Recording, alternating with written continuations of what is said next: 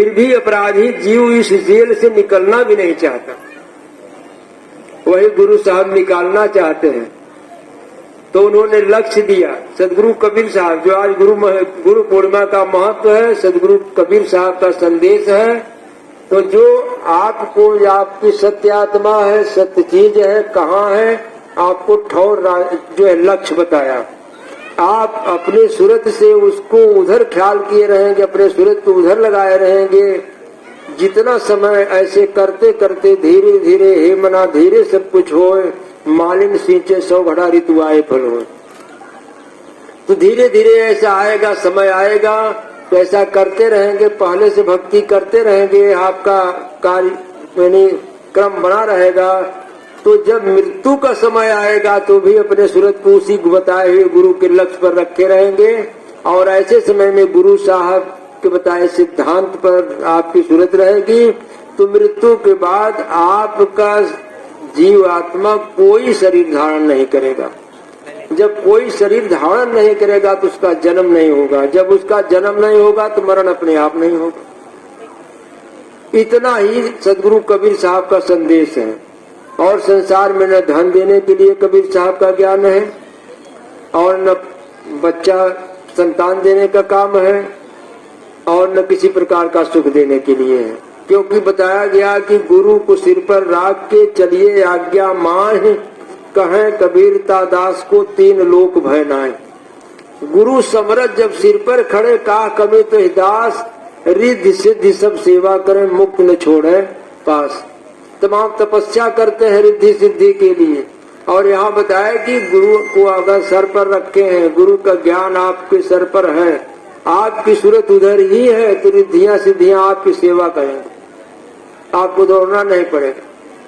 क्योंकि धर्मदास भी ऐसा कहा, रिद्धि सिद्धि मांगू नहीं मुझे इंद्र न होना, जहाँ जहाँ मेरा जन्म होए तहाँ दर्शन देना। हम जिस योनि में जाए, लेकिन हमारी अज्ञानता है, लेकिन उस योनि में मुझे मेरे को दर्शन देना।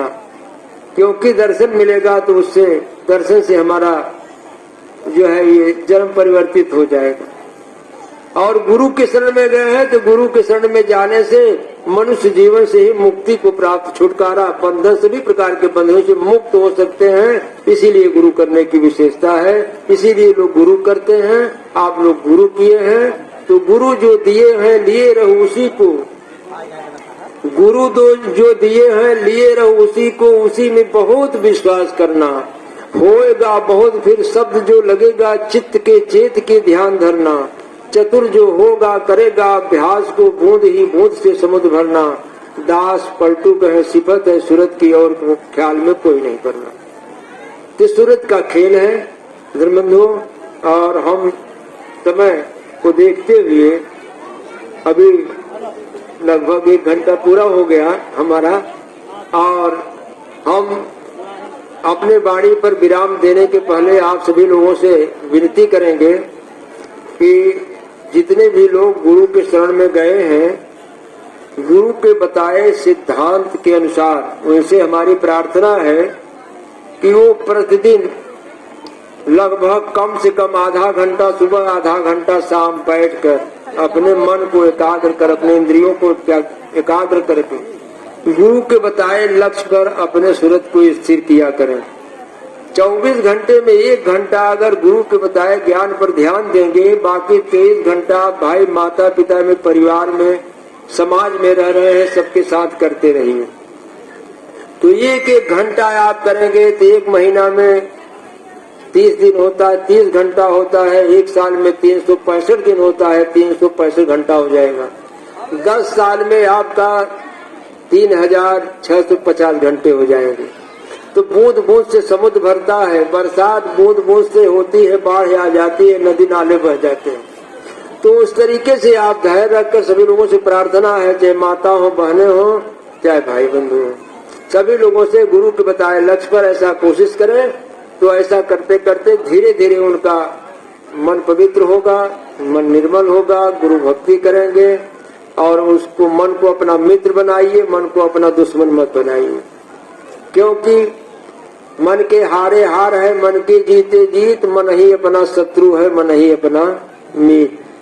और ऊंचाई पर जाएंगे तो सदगुरु कबीर साहब का कहना है कि मन के मते न चलिए, मन का किया न होए, पानी मथे जो घी निकसत रूखा खात न कोय। अगर पानी मथने से घी यानी मिलता तो काकरे को रूखा सूखा काकरे नौकरी करते, काकरे किसानी करते। इससे सिद्ध है कि पानी मथने से घी नहीं निकलेगा, मन का किया नहीं होगा। इसलिए गुरुमुख होकर आप मनमुख से ऊंचाई पर पहुंचे हैं। जितने लोग गुरुमुख हुए होंगे वो मनमुख से ऊब कर तब गुरुमुख हुए होंगे, और गुरुमुख होकर जो मनमुख हो जाएगा उसका पतन होगा। इसलिए गुरु सीढ़ी से उतरे शब्द भी होना होए, ताको काल गछेती है राख सके न कोई। इसलिए गुरु की मर्यादा रखना, गुरु आश्रम की मर्यादा रखना, और सदगुरु कबीर साहब की मर्यादा रखना, और अपनी मर्यादा रखना, भक्ति मर्यादा रखना। इस तरीके से आप लोग सबकी मर्यादा को ध्यान में रखते हुए आप भक्ति करते रहिए। सब संग रसिए, सब संग बसिए, सबका लीजिए नाम, हाजी हाजी सबका करिए रहिए अपने ठाम।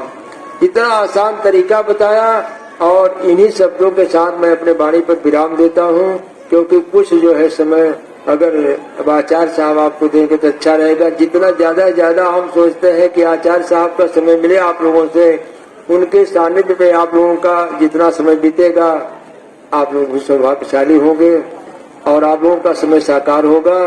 और आप लोग एक बार प्रेम से जय जयकार लगा दीजिए। बोलिए सदगुरु बंदी छोड़ कबीर साहब की, परम पुरुष परमात्मा की, परम पूज्य गुरु साहब की, परम पूज्य मुक्तार साहब की, खरोनाथ को धाम की, पिपरिस धाम की, आचार्य गद्दी बड़ैया की, संत समाज की, भक्त समाज की जय बोलने वालों की, आज के आनंद की साहे